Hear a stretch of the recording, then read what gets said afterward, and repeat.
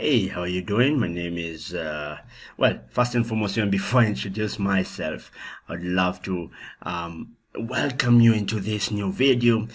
This is a video on the analytical procedures. My name is Roger Gitonga, an AA or an audit and assurance expert tutor.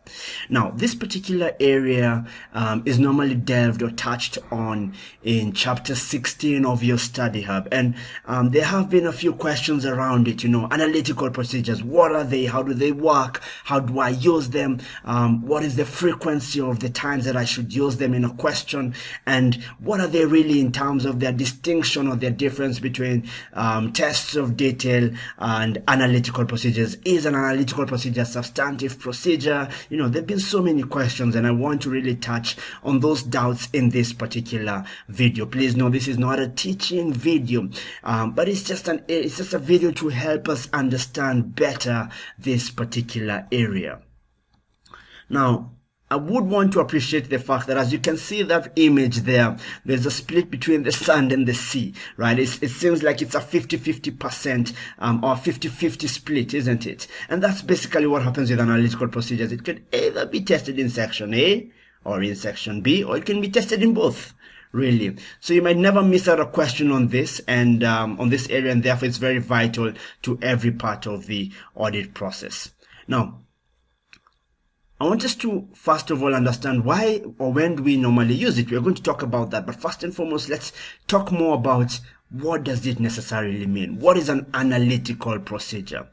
So we're told here the first definition is that it's an evaluation of financial information through what? Analysis of plausible or possible relationships between both financial and non-financial data. Okay, let's continue reading. Now, they encompass such investigation as is necessary of identified fluctuations or relationships that are inconsistent with other relevant information or that differ from expected values by a significant amount. I'm sure this is what you're playing in your head. Roger, talk low, talk slow, and don't talk too much. All right, let me pause. Let me try and bring in better meaning to this, okay? Data analysis. It's as simple as that. It's basically almost like data analysis. Simply put, I was really trying to see how can I, summarize all this in just one or two words. Data analysis. Now, what's the purpose of this particular analytical procedures? Now, we have the preliminary analytical review. And this is normally done usually at the risk assessment stage. This is at the beginning of the audit, where you're normally told here that it could help the auditor to develop their audit program, their audit strategy, right? So preliminary analytical reviews are usually performed to help the auditor understand the business and its environment better, and to also help them assess the risk assessment or the risk of material misstatement in order to determine what their procedures might be in terms of their nature. What procedures are you going to use? That's the nature, the timing, when are you going to use it, and the extent, how much are you going to use that particular audit procedure that you specified. Okay, so that's what it basically does at the beginning. Then we have the substantive analytical procedures. Now, analytical procedures are usually used as substantive procedures when the auditor considers the use of analytical procedures to be a bit more efficient or effective than the tests of detail in reducing the risk of material misstatement at the assertion level to a very unacceptable low level. Now, I just want to really give a better understanding of this. The analytical procedures can be used at the beginning, at the planning stage, during the audit to collect more evidence, and then at the very end, now to help the auditor form a conclusion. And that's basically with the final analytical review. But I want us to really delve on something first. a lot of students need to appreciate the fact that the term substantive, in simple words, could be heavy. You know, it's significant, right? So this is when the auditor now finds they've done the risk assessment, they've done the tests of controls, and they're now trying to really collect more information as to pertaining whether the financial statements are accurate, you know, complete, all these things that we consider to be assertions. You know, assertions, when I use the word being assertive, it means you're giving me confidence as the manager that your financial statements are accurate, complete, they're recorded in the correct accounting period, they are, you know, all these things that we normally have, the rights and obligations have been applied. That basically means every asset that has been recorded, you have a right to, you know, such things. And we, as auditors, as much as you've given us that assertion or that assertiveness or that confidence, we need to test that. So the analytical procedures for me are more like a sign. You know, it's like, it doesn't necessarily confirm fully that there could be something there. So you could write there, you could have a sign as you're driving that states danger ahead, right? And I might now in my mind be more alert to specifically look at that area and say, there's danger ahead, I need to slow down and be a bit more careful, isn't it? And then if I want to now confirm if there's danger ahead, I go more into detail by maybe driving more, taking more action, isn't it? So analytical procedures are like that sign, danger ahead. And then the test of detail is like, let's go more into detail. Let's take more action to actually find out if there's actually danger ahead, right? Let's do more tests that will give us more detailed answers. So that's basically the split between the two, in the simplest way. And therefore, with final analytical reviews, they are performed as an overall review of the financial statements at the end of the audit to assess whether they are consistent with the auditor's understanding. I must say here, because final analytical reviews are required by a certain ACCA known as ACCA 520, you'll find that the preliminary analytical reviews are required by ACCA 315. But I do just want to give a better or simpler manner. Their purpose is usually broken down into three parts. At the beginning, the planning stage. As the audit continues, collection of evidence. And at the end, to help you form an opinion. All right? So they're used in all those three stages. Simply put. Simply put. Now, I wanted to specifically narrow down to analytical procedures in planning because I have seen quite a number of questions being asked around this area. You know, what's the purpose? How can we use analytical procedures in planning? I've seen a 3-mark question being tested on this quite a number of times, and I thought it would be prudent for me to really just narrow down on this. Now, analytical procedures performed during planning help the auditor to do a few things. One, it helps them to understand the business better. It really helps the auditors to increase their knowledge of the business through the accumulation of information about trends in key relationships. Two, it helps them to identify risks of material misstatement, right? Which really just helps the auditor in terms of planning the type of procedure that they're going to be using. And that's the third part. You know, it just helps them to plan the nature, the timing, and the extent of other audit procedures. So you do really appreciate the fact that in planning, it helps us to assess the financial condition and the associated risk if there's any deliberate misstatement. It helps us to increase the knowledge of the business through the accumulation of information about trends in key relationships. It also helps us to identify the existence of unusual transactions, events, and trends and relationships, and it helps us finally to plan the nature, the timing, and the extent of other audit procedures by directing testing to areas of potentially material misstatement. Now, what are the types of analytical procedures? Maybe I should delve into this a bit. Also, this is an area that most people don't really know, and therefore I found it to be very prudent for me to just bring this out.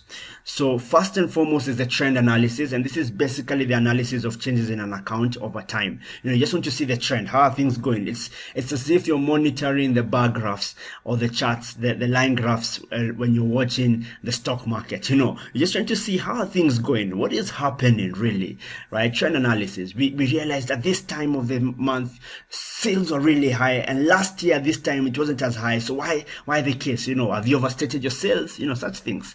And remember, analytical procedures are almost just like a sign. It's like they direct you to a problem, but now you need to do more investigation to find out, is there really a problem?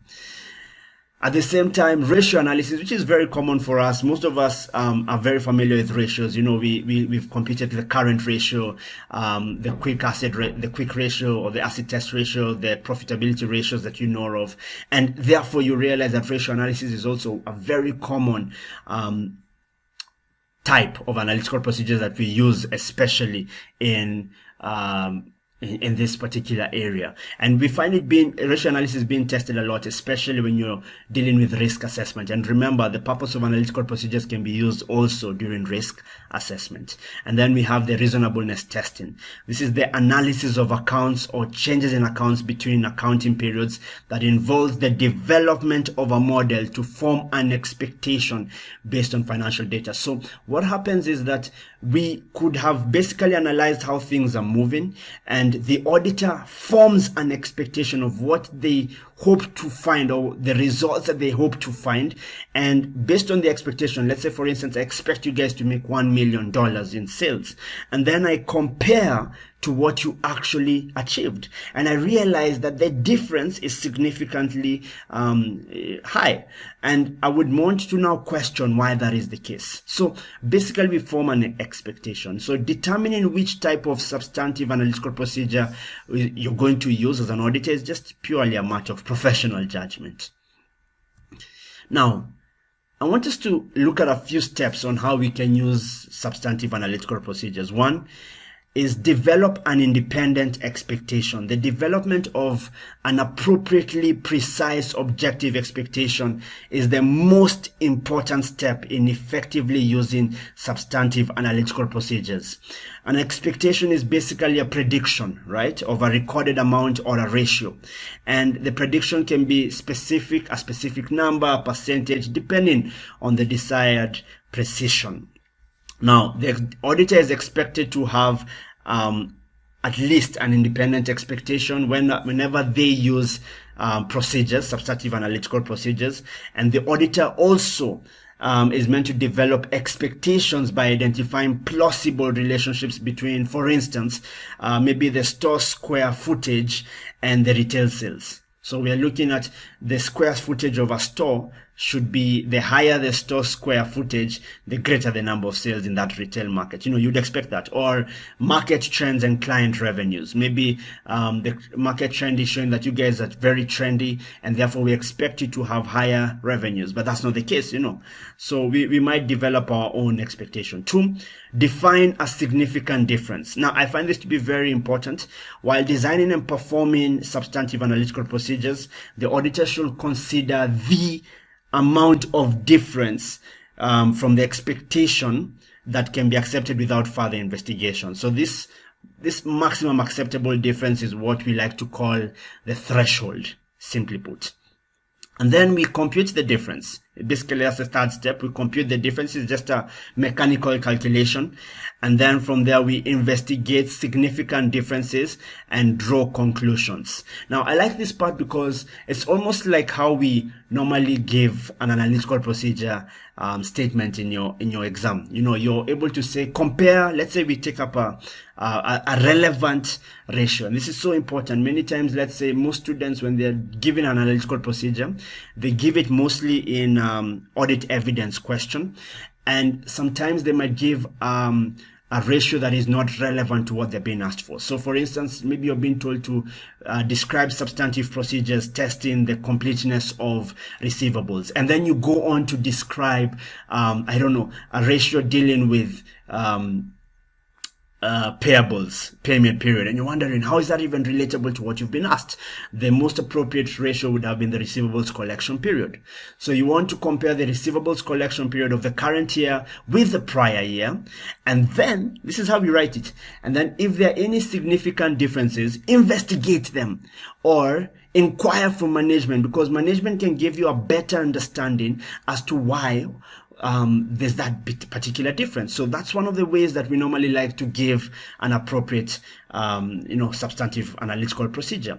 Give an appropriate ratio, compare it with the prior year, for instance, or compare it with previous months, depending on the type of ratio you're dealing with. And then if there's any significant differences, investigate them further, or at the same time, inquire from management. Try to understand from the management's point of view, why is there that significant difference? They could really help you understand better. And then step 5, to be continued. Now, this is my final tip. Don't get too excited in giving too many analytical procedures. You might find in the question for the audit evidence, you've been given 5 marks. You've been told it's a 5-mark question or 6-mark question. Describe substantive procedures that will help you to test on the cutoff of revenue and the accuracy of revenue. And then you find yourself giving 4 out of the 6 as your analytical procedures. Don't do that. Don't do that. Give at least 1 or 2. That would be okay. 1 very good. 2 is okay, right? But don't go so excited and throw in everything. And most students do this and they don't gain the number of marks they should. Be very careful not to throw so many analytical procedures in a question. Give 1 or 2 if you're being asked in a 6-mark or so question, okay? And I'm sure, and the rest can be now your substantive test of detail. Well, I'm sure you enjoyed all the jargon. Thank you so much for watching, and do have a lovely time as you study through this area again.